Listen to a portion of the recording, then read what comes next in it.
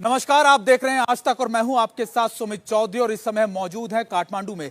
रणभूमि स्पेशल में आपका बहुत बहुत स्वागत है। आज जिस जगह मैं मौजूद हूं ये गवाही दे रहा है उस हिंसा की जो नेपाल में कुछ दिनों पहले हुई थी। मैं इस समय नेपाल के सबसे बड़े न्यूज नेटवर्क यानी कांतिपुर न्यूज नेटवर्क में मौजूद हूं और यहां पर अगर आप मेरे पीछे देख पा रहे हो आप समझ सकते हैं कि कुछ दिन पहले यानी करीबन 4 से 5 दिन पहले जो हिंसा हुई थी नेपाल में, उसमें ना सिर्फ यहाँ का संसद भवन हो, पार्लियामेंट का आप कह सकते हैं पार्लियामेंट हो, इसके अलावा जो पीएमओ हो या फिर राष्ट्रपति का घर हो, तमाम जगहों की तस्वीरें हमने आपको दिखाई थी। लेकिन सबसे बड़े न्यूज नेटवर्क में है यानी जहां पर लगातार नेपाल की खबरें दी जाती थी, वो भी अपने आप में एक बड़ी खबर बन गया क्योंकि हिंसा की आग यहां तक भी पहुंच गई थी। और हम आज आपको बताएंगे इसी जगह से वो तमाम बड़ी खबरें जो नेपाल से लगातार सामने आ रही है। हम आपको आज बताएंगे कि आखिरकार कैसे अंतरिम सरकार तो चुन ली गई है, लेकिन अब भी सरकार की मुखिया यानी यहां की प्रधानमंत्री सुशीला कार्की के सामने कौन सी ऐसी बड़ी चुनौतियां हैं जो उनके सामने इस समय सबसे ज्यादा बड़ी बनकर खड़ी हुई हैं। लेकिन सबसे पहले आपको बताते हैं कि रणभूमि स्पेशल में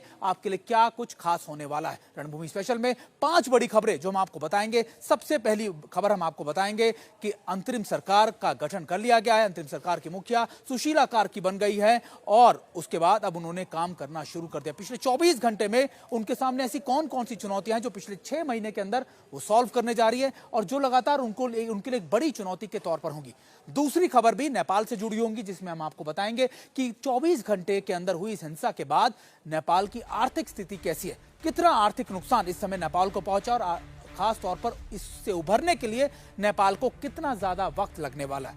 और रणभूमि के अगले सेगमेंट में हमारे पास हम आपको रणभूमि के अलग अलग हिस्सों से खबरें बताएंगे। हम आपको रूस और यूक्रेन की खबरें भी बताएंगे कि आखिरकार नाटो की एंट्री के बाद ये युद्ध कैसे और ज्यादा विध्वंसक होने वाला है। और उसके बाद इजराइल और यमन के बारे में बताएंगे कि आखिरकार इजराइल की तरफ से यमन पर किए गए बड़े हमलों के बाद अब हूती किस तरीके से बदला लेने की कार्रवाई में लगातार बड़े हमले की कोशिश में है इजराइल पर। और 5वीं बड़ी खबर भी युद्ध क्षेत्र से होगी। हम आपको बताएंगे कि आखिरकार कैसे लगातार इन खबरों के बीच बड़ी अशांति फैली हुई है और कैसे लगातार इस रणभूमि के अंदर एक और मोर्चा खुलता जा रहा है। ये तमाम बड़ी खबरों पर हमारी नजर रहेगी और हमारे साथ एक एक्सपर्ट का बड़ा पैनल भी होगा। सबसे पहले सेगमेंट में जो हमारे साथ एक्सपर्ट जुड़े होंगे, हमारे साथ हमारे 2 सहयोगी अमित भारद्वाज हमारे साथ जुड़े होंगे, हमारे साथ पंकज भी हमारे साथ जुड़े होंगे और इसके अलावा हमारे साथ एक एक्सपर्ट हमारे साथ डॉक्टर जायसवाल हमारे साथ जुड़े होंगे। लेकिन सबसे खास मेहमान हमारे साथ होंगे कांति नगर के जो आप कह सकते हैं न्यूज नेटवर्क के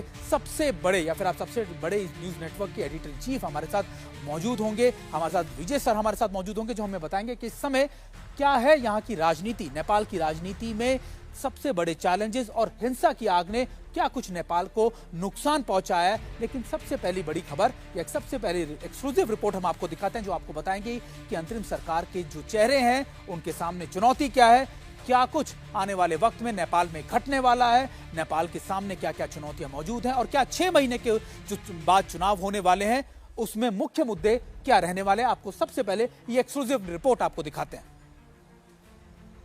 12 सितंबर की रात काठमांडू में राष्ट्रपति निवास से आई इस तस्वीर ने पूरे नेपाल में राहत और भविष्य की आहट का संदेश और संकेत दिया। नेपाल के सुप्रीम कोर्ट की पूर्व चीफ जस्टिस रह चुकी सुशीला कार्की ने नेपाल में अंतरिम सरकार की कमान संभाली और बन गई देश की पहली महिला प्रधानमंत्री।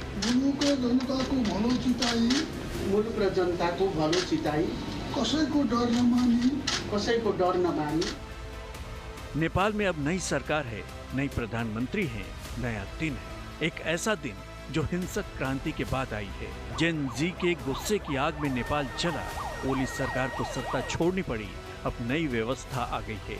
नेपाल की संसद को भंग कर दिया गया है और चुनाव की तारीख भी आ गई है 5 मार्च 2026।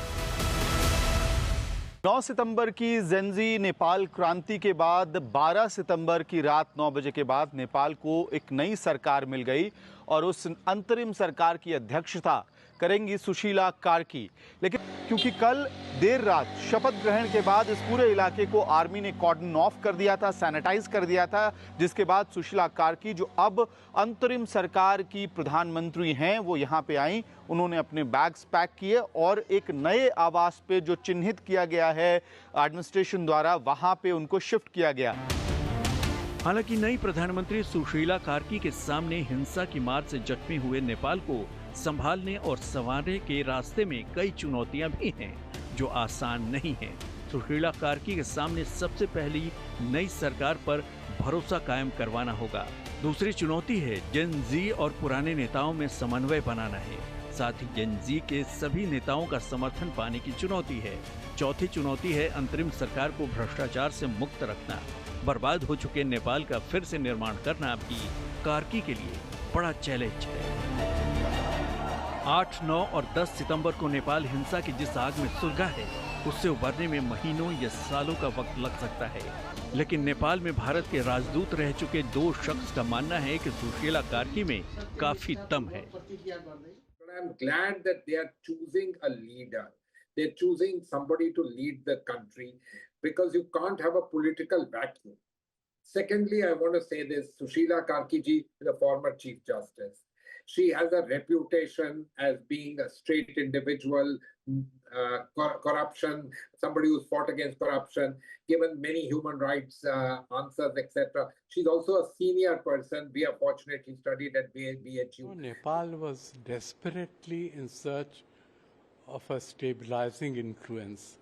And I think this is a good development because Sushila Karki is known to be an independent person, a fair-minded person, and she'll be able to conduct elections, not like Bangladesh, where no elections have taken place for more than a year, despite... फिलहाल काठमांडू की सड़कों से सेना को वापस बुलाया गया है। काठमांडू में कर्फ्यू और निषेधाज्ञा हटाने के साथ ही सेना को वापस बैरकों में भेज दिया गया है।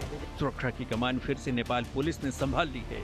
उम्मीद यही है कि जिन उम्मीदों के साथ वहां के युवा सड़कों पर उतरे थे, वो जल्द से जल्द पूरा हो। काठमांडू से सुमित चौधरी और अमित भारद्वाज के साथ आज तक ब्यूरो। हमने आपको ये रिपोर्ट दिखाई और ये बताने की कोशिश की गई कि आखिरकार इस समय नेपाल के सामने क्या बड़ी चुनौती है। मैं इस समय जहां मौजूद हूं, ये कांतिपुर न्यूज नेटवर्क यानी नेपाल के सबसे बड़े न्यूज नेटवर्क का ऑफिस है और ये अक्सर नेपाल के अंदर सारी बड़ी खबरें यहीं से जाती हैं, लेकिन अब ये खुद खबरों में है क्योंकि यहां पर हिंसा की जद, हिंसा की आग यहां भी पहुंची थी। तो आखिरकार नेपाल के सामने क्या बड़ी चुनौती है, ये जानने के लिए हमारे साथ editor chief Kantipur news network के मौजूद हैं। विजय सर, बहुत बहुत शुक्रिया आपका हमें ज्वाइन करने के लिए। मैं देख रहा हूं आपको चोट भी लगी, आप लगातार यहां पर रिपोर्ट कर रहे हैं। उस दिन क्या हुआ, कैसे हुआ और खासतौर पर इस समय नेपाल के सामने 4 से 5 दिन के कर्फ्यू के बाद जनजीवन सामान्य तो हो गया है, लेकिन अब भी क्या बड़ी चुनौतियां हैं नेपाल के सामने? As you asked the question, I am going to answer the first question. Nepal political parties are elected by the people's mandate, and they are अगर आप हिंदी में थोड़ा बता सके सर तो। Okay. They are serving the government with the people's mandate. जैसे आपने भी बताया, गवर्नमेंट बनती है लोगों की मत से और इलेक्शन से। उसके बाद इलेक्शन के बाद गवर्नमेंट को क्या होता है कि पीपल को डिलीवरी देना होता है। They should deliver the people, they should maintain the good governance. भ्रष्टाचार, ऐसे चीजों की आवाज उठ रही थी, मीडिया से उठ रही थी, सिविल सोसाइटी से आवाज आ रही थी। इसी तरह से न्यू जनरेशन भी आवाज उठा रही थी। कहाँ पे उठा रही थी? वो डिजिटल पे उठा रही थी। सोशल साइट से न्यू जनरेशन बोल रही थी कि करप्शन कम होना चाहिए। इसीलिए उन्होंने क्या किया कि ये आवाज को दबाने के लिए सोशल मीडिया बंद कर दिया। जैसे ही सोशल मीडिया बंद हुआ, ये न्यू पीपल, जिसको हम न्यू यूथ, जिसको हम जेनजी बोल रहे हैं, ये न्यू जेनजी आ गए सड़क पे। जैसे दे आर इन द सड़क, they start to protest and government make a devastating decision and they kill 30 people in one day. Till now, they killed 51 people are dead in the number. This is the situation. लेकिन विजय sir, सबसे बड़ी दिक्कत, चलिए हमने देखा कि अभी सरकार तो बन गई, अंतरिम सरकार बन गई है। सुशीला कार्की उनका चेहरा होंगी, सीजीआई रही हैं, उनका कानून को लेकर लंबा एक्सपीरियंस रहा है, जानती हैं कि कैसे करप्शन की रूट्स हैं, खासतौर पर नेपाल के समेत पॉलिटिकल सिस्टम्स में। क्या उन करप्शन पर रिफॉर्म कर पाना, चीजों को कंट्रोल कर पाना और जेनजी का जो आप कह सकते हैं कि जो उनका प्रदर्शन को लगातार उनको जो एक नया तरीका मिला है, क्या उनको कंट्रोल कर पाना 6 महीने में काफी हो पाएगा? आपका क्वेश्चन टफ है। This is the tough question, but we have hope. हम आशा लेके बैठे हैं कि madam Sushila Karki, our new prime minister, will settle all of this. जैसे आपने कहा कि मार्च के इलेक्शन क्या होगा, हम कह रहे हैं, हम मीडिया से बोलेंगे ये इलेक्शन होना ही चाहिए। पीपुल का मैंडेट है कि वो इलेक्शन होना चाहिए, और ये है कि पॉलिटिकल पार्टीज को भी कन्विंस करना चाहिए, सिविल सोसाइटी को भी कन्विंस करना चाहिए, और सबसे बड़ी बात है कि ये भ्रष्टाचार और जो सुशासन की बात है, इसमें एक जुडिशियल कमीशन होना चाहिए जिसे इस डेथ का छानबीन किया जा सके। ये जो वैंडलाइज किया हुआ है media and the government properties and the personal properties, इनका इन्वेस्टिगेशन होना चाहिए, और उसके बाद पीपुल का ट्रस्ट बिल्ड करके मैडम को काम करना चाहिए। इसीलिए हम यहाँ से मैसेज क्या दे रहे हैं कि कांतिपुर मीडिया ग्रुप से और कांतिपुर न्यूज से, कि पीपुल को पॉजिटिवली थिंक करना चाहिए और all problem will be solve. बिल्कुल बिल्कुल सर, आपका रुख दोबारा से करेंगे। हमारे साथ हमारे कई और सहयोगी भी जुड़े हुए हैं जो लगातार यहाँ पर लगातार उन्होंने जब वायलेंस हुआ था उस समय वो मौजूद थे। हमारे साथ अमित भारद्वाज भी जुड़ा। अमित, अभी क्योंकि लगातार देखिए सबकी निगाहें इस बात को लेकर होंगी कि अंतरिम सरकार 6 महीने के लिए आई है, और दूसरा यानी आर्थिक रूप से रिवाइव करना, उससे पहले जो नुकसान पहुंचा था, जो अलग अलग इंस्टीट्यूशंस को, पार्लियामेंट को हो, चाहे वो आप कह सकते हैं कि प्रधानमंत्री की निवास को रहो या फिर उनके ऑफिसेस को हो, सुप्रीम कोर्ट को, उसको सुचारू रूप से चला पाना सबसे बड़ा चैलेंज उनको रिवाइव करने का भी होगा। अमित,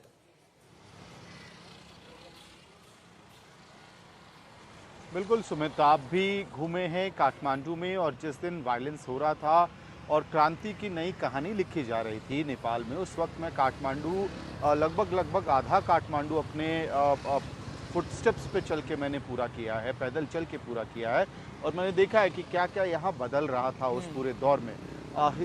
निश्चित रूप से जो कुछ भी सरकार का सिंबल था या पॉलिटिकल एलीट का, जिसको जनजी करप्ट मान रहे थे, उन सब पे गुस्सा निकला है, और वो प्रतीक था कि कितना गुस्सा उनके अंदर भरा हुआ था। सालों तक इनइक्वालिटी, हैव और हैव नॉट्स की लड़ाई, जहां नेताओं के बच्चे लैविश लाइफस्टाइल जी रहे थे, और वहां नेपाल के युवाओं को पढ़ने के लिए और काम करने के लिए देश छोड़ के जाना पड़ रहा था, तो वो गुस्सा निकला। लेकिन अब समय है रीबिल्ड करने का। रिपेयर और रीबिल्ड, दो टर्म्स मैं कहूँगा।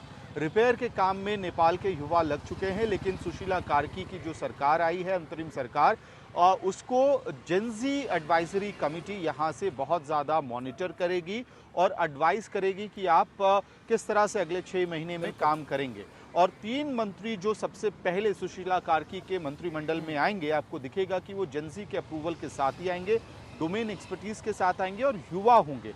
कुल मिला के निश्चित रूप से नुकसान की भरपाई, साथ ही नए नेपाल के निर्माण की कहानी जो लिखनी है, वो एक मेहनत भरा लंबा जर्नी है, जिसके लिए मुझे लगता है सुशीला कार्की उसमें ओपनिंग बैट्समैन के तौर पे तो आई हैं, लेकिन उनको स्टेज सेट करना है मिडिल ऑर्डर के लिए। सुमित, लंबी जर्नी। अमित, आपने बिल्कुल ठीक कहा। हमारे साथ हमारे एक और सहयोगी पंकज दास भी जुड़े हैं। पंकज, अभी अगर जैसा अमित भी बता रहे थे, 6 महीने के बाद इलेक्शन करा पाना वही एक बड़ा चैलेंज है, क्योंकि कई आप कह सकते हैं सहमति असहमति कई मुद्दों को लेकर है। तो 6 महीने बाद क्या इलेक्शन होते हुए नजर आ रहे हैं? क्योंकि चैलेंजेस तो बहुत बड़े हैं और चैलेंजेस के लिए वक्त बहुत कम है उनको पूरा करने के लिए। तो क्या वो 6 महीने बाद की परिस्थिति सामान्य हो पाएंगी? सबसे बड़ी चैलेंज क्या है कि 6 महीने के भीतर वो करा पाती है कि नहीं करा पाती है। मुझे लगता है कि बाकी सारे कामों को छोड़कर अगर सिर्फ इलेक्शन पर ही फोकस करें, और उनको इलेक्शन कराने के लिए पहले तो सबकी सहमति लेनी होगी। यहाँ पे वो सिर्फ अकेले सरकार इलेक्शन नहीं करा पाएगी, जो बाकी पॉलिटिकल पार्टी है उनके साथ उनको सहमति बनानी होगी, जो सिविल सोसाइटी है उनको सहमति बनानी होगी। मीडिया के जरिए जो है जनता में विश्वास दिलाना होगा कि ये सरकार जो फ्री एंड फेयर इलेक्शन करा सकती है। तो उनको ये 6 महीने में इलेक्शन कराना वाकई एक बड़ी चुनौती तो है, लेकिन उनके लिए वही मैंडेट है, क्योंकि 6 महीने बाद इस गवर्नमेंट पर भी क्वेश्चन मार्क लग सकते हैं अगर उन्होंने टाइम पर इलेक्शन नहीं कराया तो। बिल्कुल। और हमारे साथ हमारे एक और मेहमान जुड़े हुए हैं, डॉक्टर हमारे साथ प्रमोद जायसवाल जी जुड़े हैं। प्रमोद जी, अभी लगातार जो भी बातें हो रही हैं, देखिए प्रमोद जायसवाल जी, सारी बातों के अंदर सबसे बड़ी बात यही है कि कई तरफ से आवाजें आ रही हैं, कई पॉलिटिकल पार्टीज की तरफ से। कोई कह रहा है कि देखिए यहाँ पर कॉन्स्टिट्यूशनल मोनार्की होनी चाहिए, कोई कहता है कि देखिए यहाँ पर नहीं लगा, दोबारा से लोकतंत्र स्टैब्लिश होना चाहिए, कोई दूसरी बातें कहता है। तो बातें बहुत हो रही हैं, हर वर्ग हर पार्टी अपनी अपनी बातें कह रही है। तो उनको एक साथ एकजुट कर पाना, एक ऐसे समन्वय पे पहुंचाना जिनको लेकर सबसे बड़ा कंसर्न करप्शन था, जिसको लेकर आप कह सकते हैं आर्थिक असमानताएं थी, क्या उनको हैंडल कर पाना बहुत मुश्किल होने वाला है? नेपाल के लिए परिस्थितियां बहुत अच्छी अभी भी नहीं है, क्योंकि 6 महीने के अंदर भी अभी भी कई ऐसी चीजें जिनका जवाब अभी भी नहीं मिल पाया। देखिए, ये पूरे जो अभी सरकार है उसके सामने तीन तरह के मेजर समस्या है। एक है एजेंडा वाइज और एक है पावर स्ट्रगल जो इंटरनल होगी, एक जियो पोलिटिकल होगा। एजेंडा वाइज आपको मालूम है, जैसे आपने बात किया कि करप्शन कैसे कंट्रोल करे, गुड गवर्नेंस कैसे दे, इकोनॉमिक नीड और डिजायर है उसको कैसे डील करे, ये सारे सिस्टम को मुझे लगता है सुशीला कार्की बहुत बड़े चैलेंज होगी।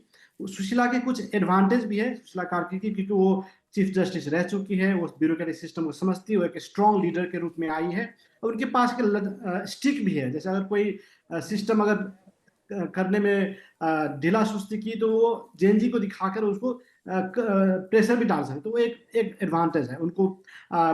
जो वैंडलिज्म में इन्वॉल्व है उसको भी लॉ एंड ऑर्डर में लाना है, 6 महीने में इलेक्शन लाना है, करना है, ये सारी चीज एक हुआ। दूसरा है पावर स्ट्रगल। जैसे आपने बात किया कि जेएनजी के अंदर भी पावर स्ट्रगल है, 4 ग्रुप्स है मोटा मोटी जो अपने आप में पावर के लिए लड़ रहे हैं। फिर उसके बाहर ट्रेडिशनल पार्टी है, माओइस्ट, कम्युनिस्ट और कांग्रेस, उसमें राजावादी है। ये सारे कैसे लेके आगे बढ़ेंगे वो एक बड़ा चैलेंज है। उसी के पीछे फिर नए फोर्स भी है, जैसे रवि लामी छाने, बालन जैसे फोर्स भी चाहेंगे कि जेएनजी को इन्फ्लुएंस कर लाए। तो ये सारे स्ट्रगल को कैसे आगे ले जाती है वो दूसरी है। तीसरा है जियो पोलिटिकल की, वो कैसे भारत, चीन और वेस्टर्न फोर्सेज है उनको कैसे बैलेंस करके आगे बढ़े, क्योंकि किसी को भी दुखी करने से उनको चैलेंज आ सकते हैं। मुझे लगता है ये मोटा मोटी 3 मेजर प्रॉब्लम है अभी के सरकार के लिए, चैलेंज है अभी के सरकार के लिए।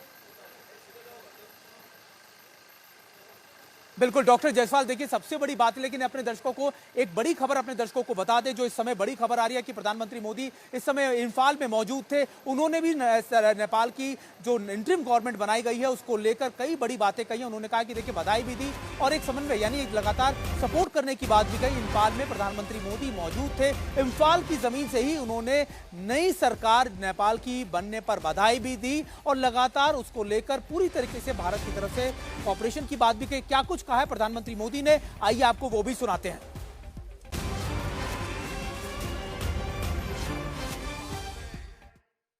अंतरिम सरकार की प्रधानमंत्री के रूप में पदभार संभालने पर 140 करोड़ भारतवासियों की तरफ से श्रीमती सुशीला जी को हार्दिक बधाई देता हूं। मुझे विश्वास है कि वे नेपाल में शांति, स्थिरता और समृद्धि का मार्ग प्रशस्त करेगी। नेपाल की पहली महिला प्रधानमंत्री के रूप में सुशीला जी का आना महिला सशक्तिकरण का वह बहुत उत्तम उदाहरण है। मैं आज नेपाल में ऐसे हर एक व्यक्ति की सराहना करूंगा जिसने ऐसे अस्थिरता भरे माहौल में भी लोकतांत्रिक मूल्यों को सर्वोपरि रखा। और आप प्रधानमंत्री मोदी को सुन रहे थे। उन्होंने साफ तौर पर कहा कि नेपाल के लिए शांति, समृद्धि बहुत जरूरी है और भारत हमेशा से नेपाल के साथ खड़ा। कई बड़ी बातें प्रधानमंत्री मोदी ने इम्फाल की जमीन से कही और नई सरकार को धन्यवाद दिया, उनका वेलकम भी किया। अब आपको बताते हैं कि सुशीला कार्की जो इस समय अंतरिम सरकार का चेहरा है, जो नई प्रधानमंत्री बनाई गई हैं, उनके सामने कौन कौन सी बड़ी चुनौती है। 5 बड़ी चुनौती हम आपको बता रहे हैं स्क्रीन पर, दिखाने की कोशिश कर रहे हैं कि आखिरकार इस समय अंतरिम सरकार के सामने या सुशीला कार्की के सामने कौन सी 5 बड़ी चुनौतियां। यानी सबसे पहली चुनौती अगर आप देखें तो उनके सामने होगी नई सरकार पर भरोसा कायम रखना। यानी लोग लगातार जिस तरीके से सरकार को लेकर, करप्शन को लेकर जो जेनजी थे वो सड़कों पर उतरे, ऐसे में सबसे बड़ा सवाल, सबसे बड़ा चैलेंज उनके सामने होगा कि नई सरकार पर भरोसा कायम रखे जेनजी। ये सबसे बड़ी चुनौती होगी। दूसरी बड़ी बात, जेनजी और पुराने नेताओं में समन्वय तैयार करना, उनमें समन्वय बनाना, लगातार उनके सामने एक कोऑर्डिनेशन रखना कि ऐसा ना हो कि पुराने नेताओं के साथ दोबारा से जेनजी उनके विरोध में सड़कों पर उतर जाए। ये दूसरा बड़ा चैलेंज होगा। तीसरा बड़ा चैलेंज क्या होना है, जेनजी के सभी नेताओं का समर्थन पाना। यानी जो अलग अलग गुटों में जेनजी बटे हुए हैं उनको एक प्लेटफॉर्म पर लाना, एक लाइन पर लाना और एक डिसीजन पर लाना, एक आइडियोलॉजी पर लाना, ताकि कम से कम उनके मतभेद सरकार के कामकाज में विरोध पैदा ना कर पाए और वो एक प्लेटफॉर्म पर एक दिशा में चले। चौथा बड़ा, अंतरिम सरकार को भ्रष्टाचार से मुक्त रखना। यानी भ्रष्टाचार सबसे बड़ा कंसर्न है, ये सबसे बड़ी आप कह सकते हैं कि अंडरकरंट था जिसको लेकर जेनजी सड़कों पर उतरे। सोशल मीडिया जरूर एक चिंगारी हो सकता था, लेकिन सबसे बड़ा चैलेंज था करप्शन और आर्थिक असमानताएं, जिनको लेकर जेनजी या फिर जो युवा थे वो सड़कों पर उतरे। और यही सबसे बड़ा चैलेंज, एक और चौथा बड़ा चैलेंज इस समय सुशीला कार्की के सामने खड़ा होगा। पांचवा बड़ा चैलेंज क्या होगा? बर्बाद हो चुके नेपाल को फिर से निर्माण करना। यानी जो हिंसा के दौरान जो घटनाएं हुई, जो पार्लियामेंट को आग लगाई गई, जो आप कह सकते हैं प्रधानमंत्री आवास हो या प्रधानमंत्री का कार्यालय हो, सुप्रीम कोर्ट हो, उनके डिस्ट्रिक्ट एडमिनिस्ट्रेशन के ऑफिसेज हो और कई दूसरे इंस्टीट्यूशन हो, उनको जो लगातार आगजनी की गई, उनको नुकसान पहुंचाया गया, उसको रिवाइव करना, ये होगा पांचवा बड़ा चैलेंज। आखिरकार कैसे नेपाल की जो चीजें हैं, जो उनके कार्यपाली है या फिर उनकी न्याय प्रणाली है, उसको कैसे पटरी पर लाना, और ये भी एक बड़ा पांचवा चैलेंज होगा। अब आपको एक और महत्वपूर्ण चीज आपको बताते हैं कि सुशीला कार्की का इंडिया कनेक्शन क्या है, ये भी आपके लिए जानना बहुत जरूरी है। करीबन 73 साल की सुशीला कार्की ना सिर्फ सीजीआई रही हैं, बल्कि कई प्रमुख पदों पर भी रही हैं। वो जुडिशरी से जुड़ी हुई है, लेकिन उनका इंडिया कनेक्शन क्या है, ये आपके लिए जानना बेहद जरूरी है, क्योंकि उनकी पढ़ाई लिखाई BHU में हुई है और यही उनके लिए सबसे बड़ी है, भारत का कनेक्शन। और उन्होंने कई बार इसको लेकर प्रमुखता से बातें भी की। सबसे बड़ी बात, वाराणसी के BHU में मास्टर की डिग्री उन्होंने हासिल की, भारत का कनेक्शन नंबर 1। दूसरा, 1975 में BHU में राजनीतिक शास्त्र में मास्टर की डिग्री उन्होंने प्राप्त की, पॉलिटिकल साइंस ऑनर्स के अंदर, और नेपाल भारत बॉर्डर के पास विराटनगर में उनका जन्म हुआ। ये तीसरा बड़ा कनेक्शन, तीसरा बड़ा प्रमुखता से हम आपको बता रहे हैं। वाराणसी और गंगा नदी से गहरा लगाव उनका रहा है। कई बार उनको इस बारे में कहते हुए और उनके अपने अनुभवों को साझा करते हुए भी बताया जाता है। और हिंदी बोलने में महारत हासिल है, उनकी हिंदी बहुत अच्छी है। शायद यही बड़े कनेक्शन है जिसको लेकर बहुत पॉजिटिविटी के साथ देखा जा रहा है कि आने वाली सरकार, अंतरिम सरकार जो ये आई है, इसके साथ ना सिर्फ नेपाल के जो आप कह सकते हैं कि रिश्ते हैं वो बेहतर होंगे, बल्कि नेपाल के अंदर और चीजें बहुत अच्छी होने वाली है। नेपाल की आर्थिक असमानता हो, करप्शन हो, उसको लेकर कई बड़े फैसले होने वाले हैं।